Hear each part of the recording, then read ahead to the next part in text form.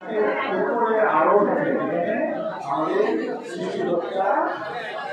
সৃষ্টিকর্তা আল্লাহ রাব্বুল আলামিন যেখানে অবস্থান করেন, সেটা সপ্তম আকাশের উপরে।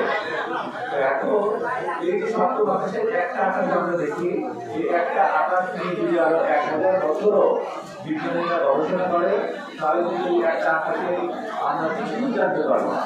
কারণ এই একটা আকাশের মধ্যে এত ছোট একটা অংশ নিয়ে পৃথিবী, যে এই পৃথিবী 7 লক্ষ গুণ বড়। এই পৃথিবী থেকে 7 লক্ষ গুণ বড় হচ্ছে সূর্য।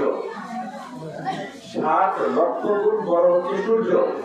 আর সূর্য থেকে যে তাপটা আমরা পাই, তা হচ্ছে প্রায় সূর্যের যে অরিজিনাল তাপ, সেই তাপের 14 কোটি ভাগের 1 ভাগ তাপ আমরা এই পৃথিবীতে পাই।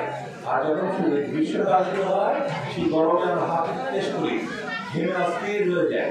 অথচ সূর্যের 14 কোটি ভাগের 1 ভাগ তাপ বা গরম পৃথিবীতে আসে।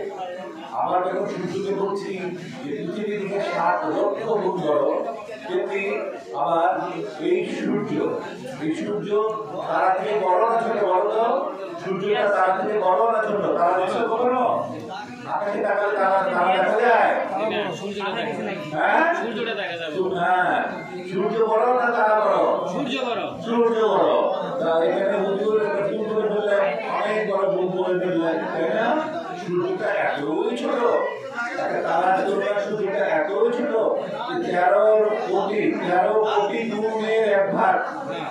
13 কোটি গুণ, 13 গুণ, 1300 গুণ, 13,000 গুণ, 13 লক্ষ গুণ না, 13 কোটি গুণ বড় একটা তারা, একটা সূর্যের থেকে।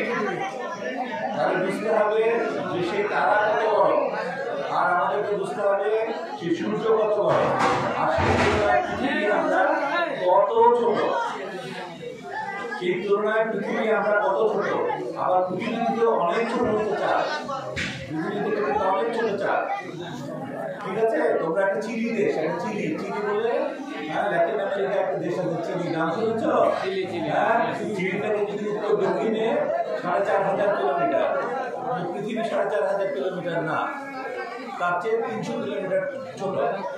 তার মানে চাঁদটা কিন্তু খুব একটা বড় না।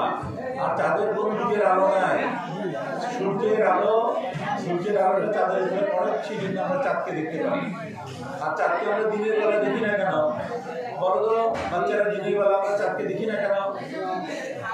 হ্যাঁ, দিনের বেলা সূর্য তার আলো দেয়, এত প্রখর আলো যে চাঁদ